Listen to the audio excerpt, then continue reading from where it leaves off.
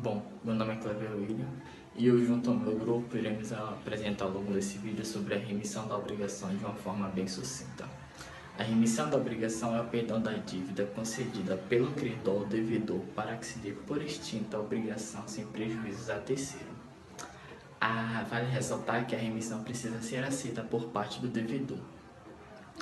A doutrina brasileira adota a remissão bilateral, como dito anteriormente, precisa ser aceita por parte do devedor para que se dê por extinta a obrigação. Diferente de outras doutrinas que adota a remissão unilateral, no qual não precisando do consentimento do devedor para que se dê por extinta a obrigação. A remissão ela pode ser de forma expressa ou tácita, sendo ela parcial ou não. Olá, eu me chamo Caroline Conceição e vou falar acerca das características da remissão.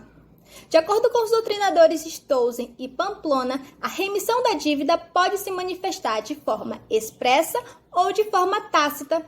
Na modalidade expressa, ela se subdivide entre manifestar o perdão por meio de documentos escritos, tanto por meio de cartas quanto por vias de testamentos, contando que o perdão seja registrado tanto em documentos públicos, em particular, de forma escrita. Além disso, temos a remissão verbalizada, ou seja, é quando o credor, mediante uma plateia, mediante um público, ele externaliza sua vontade, o seu desejo de perdoar a dívida do devedor. Além disso, temos uma outra modalidade, que é a modalidade tácita. Simplesmente gestos, olhares, sem a manifestação escrita ou verbal, isso já indica o perdão da dívida. Além disso, temos as espécies da remissão, ou seja, ela pode ser manifestada tanto de forma total quanto de forma parcial. Em outras palavras, a dívida ela pode ser perdoada tanto integralmente, ou seja, a remissão total, quanto parcialmente ou metade da dívida. Além disso, temos dois requisitos principais que atestam os doutrinadores Stolzen e Pamplona também, que é o ânimo de perdoar, ou seja, é quando o credor ele expressa a sua vontade, a sua voluntividade em perdoar a dívida do devedor. Além disso, temos a questão do aceite do perdão, ou seja, não é porque o credor quer perdoar que haverá o perdão automático. Não, o devedor ele precisa aceitar. A jurisprudência que nós escolhemos sobre remissão da dívida trata-se de apelação civil, processual civil, aditamento da petição inicial, alteração do valor do pedido, erro de digitação, impossibilidade, termo inicial dos juros, aplicação da taxa Selic, recursos conhecidos, primeira apelação desprovida, segunda apelação parcialmente provida. O artigo 329 do Código de Processo Civil limita fatalmente o aditamento ou alteração dos pedidos contidos na petição inicial. O juiz está, de fato, adstrito a condenar a quantidade pedida pelo autor da ação conforme artigo 492 do Código de Processo Civil. O credor, sendo titular do direito creditício, pode perdoar total ou parcialmente a dívida, como consta no artigo 385 do Código Civil, não cabendo ao juiz se aprofundar nas razões da remissão, nem questioná-la. Se o demandante promover a ação com pedido menor do que o total da dívida, não é função do magistrado adivinhar se está querendo perdoar parcialmente a dívida ou não. Os juros moratórios, decorrentes de dano material por responsabilidade contratual e com obrigação líquida, são contados a partir do vencimento, conforme artigo 397 do Código Civil. Quanto ao índice aplicável, o artigo 12 da Resolução número 1855 de 2016 do PTJ preconiza que os juros moratórios legais devem considerar a taxa Selic acumulada a partir de 11/1/2023, sendo que nesta já constam os fatores de correção monetária do pedido, segundo o artigo 406 do Código Civil. Primeiro recurso conhecido e desprovido, segundo recurso conhecido e parcialmente provido. Boa noite, meu nome é Janaína. A jurisprudência trata-se de apelações múltiplas.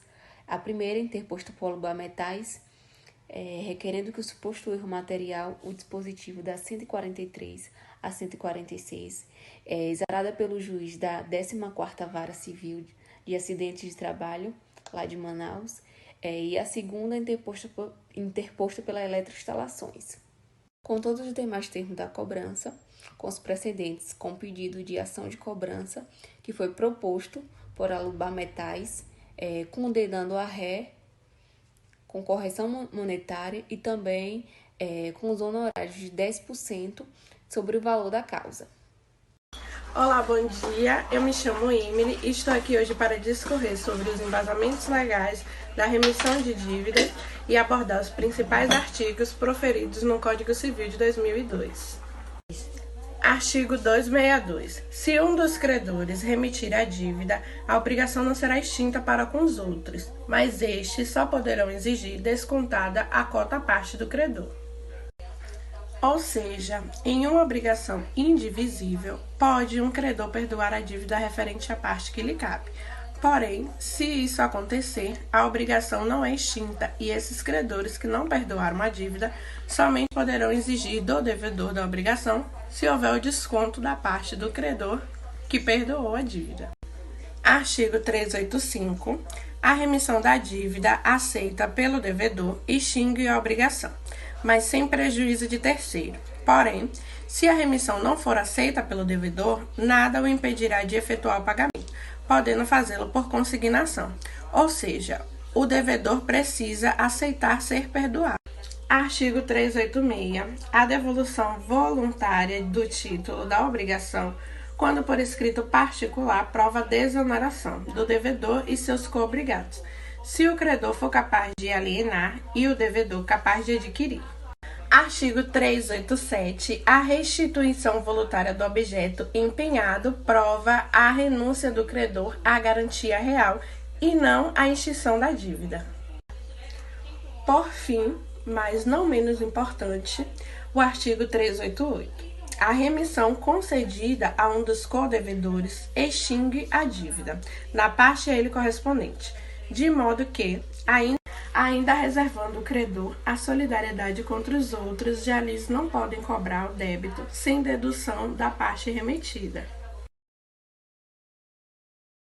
Para concluirmos, a remissão da dívida trata-se de um ato bilateral de abdicação da dívida pelo remitente, ou seja, o credor terá o ânimo de perdoar e o devedor poderá ou não aceitar o perdão. Isso pode acontecer de duas formas. A remissão ela pode acontecer de forma parcial ou total. Total quando o valor é integralmente perdoado pelo credor. E parcial somente quando parte dessa dívida é perdoada pelo credor. É importante frisar, segundo o artigo 388 do Código Civil, que o credor pode remir um devedor e os outros codevedores deverão extinguir a obrigação. Em uma síntese, o objetivo da remissão é o perdão da dívida pelo credor, liberado pelo devedor remitido. Quanto à forma, a remissão ela pode acontecer de forma tácita, expressa e presumida, no qual o credor entregará o título da obrigação ao devedor para a comprovação do perdão da dívida.